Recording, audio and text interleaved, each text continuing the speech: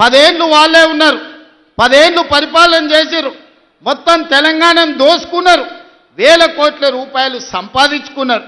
ఆస్తులు సంపాదించుకుంటే పర్వాలేదు, 7 అంతస్తుల మేడలు కట్టుకుంటే పర్వాలేదు, కానీ పెళ్ళా మొగుడు ఫోన్లలో మాట్లాడుకుంటే కూడా ఫోన్లు విన్నారా? ఇంత సిగ్గు తప్పినోడు ఎవడన్నా ఉంటాడా? వాళ్ళ బతుకు జడ పెళ్ళ మొగుడు మాట్లాడుకుంటే కూడా జోలి ఇంటాడా ఎవడన్నా? జడ్జిలను వదలలే, జర్నలిస్టులను వదలలే, ప్రతిపక్ష నాయకులను వదలలే, పెళ్ళ మొగుడు జోలి వదలలే, సినిమా తారాలు మాట్లాడుకుంటుంటే వాళ్ళను కూడా వదలలే.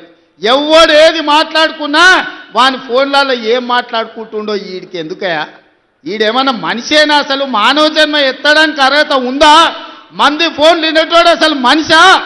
అన్నం తినేటోడు ఎవడన్నా పెళ్ళ మొగుడు మాట్లాడుకునేది వింటారా?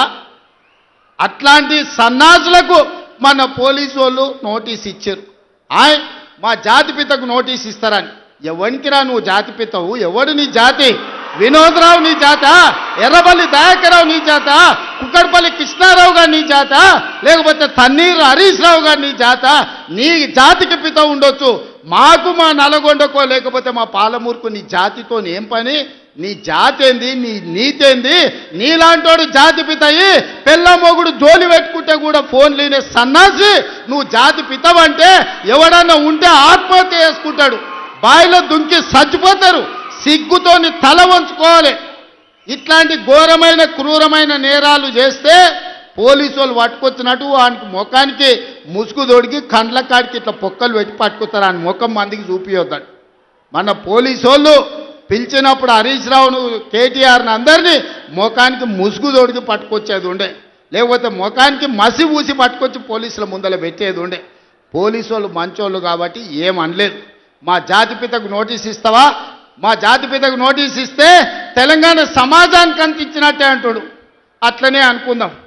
వీళ్ళ మీకు నోటీస్ ఇస్తే తెలంగాణ సమాజానికి ఇచ్చినట్టే అంటున్నావు కదా, మరి నీ జన్వాడలో ఉన్న ఫామ్ హౌస్ మా తెలంగాణ ప్రజలదా? నీకు నోటీస్ ఇస్తే మరి తెలంగాణ అందరికి ఇచ్చినట్టయితే నీకున్న ఎర్రవల్లి ఫామ్ హౌస్ తెలంగాణ సమాజం అందరికి ఇస్తావా? జన్వాడలో నీకున్న ఫామ్ హౌస్ అందరికి ఇస్తావా? మొయినాబాద్లో హరీష్ రావుకున్న ఫామ్ హౌస్లో అందరినీ రాణిస్తావా? మీ టీవీలు మీ పేపర్లు మాకు ఇస్తావా? వేల కోట్ల రూపాయలు తెలంగాణను కొల్లగొట్టిన దాంట్లో తెలంగాణ నిరుద్యోగులకేమని ఇస్తావా?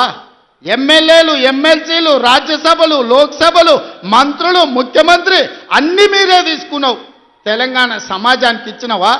ఒక్క శ్రీకాంతాచారి తెలంగాణ కోసం ప్రాణత్యాగం చేస్తే శంకరమ్మ ఎక్కడుందో కూడా తెలియదు వాళ్ళ తల్లికి. కనీసం మొట్టమొదట తెలంగాణ కోసం ప్రాణత్యాగం చేసుకున్న శ్రీకాంతాచారి తల్లి కూడా చిన్న బాధ్యత ఇవ్వకపోతివే. జాతిపిత అంటే ఎవరయ్యా అంటే తెలంగాణ కోసం సర్వం త్యాగం చేసిన ప్రొఫెసర్ జయశంకర్ జాతిపిత అవుతాడు.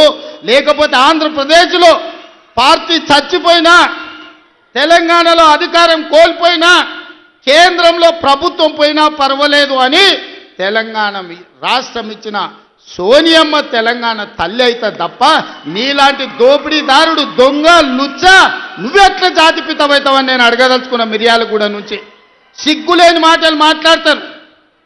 ఇవాళ చేసిన తప్పులకు తల వంచుకొని ముక్కు నేలకు రాయాలి. తెలంగాణ సమాజం ముందల తెలంగాణ సమాజాన్ని క్షమాపణ అడగాలి తప్ప ఇవాళ ఇంకా సిగ్గులేని మాటలు మాట్లాడుకుంటూ బీఆర్ఎస్ వాళ్ళు తిరుగుతారు.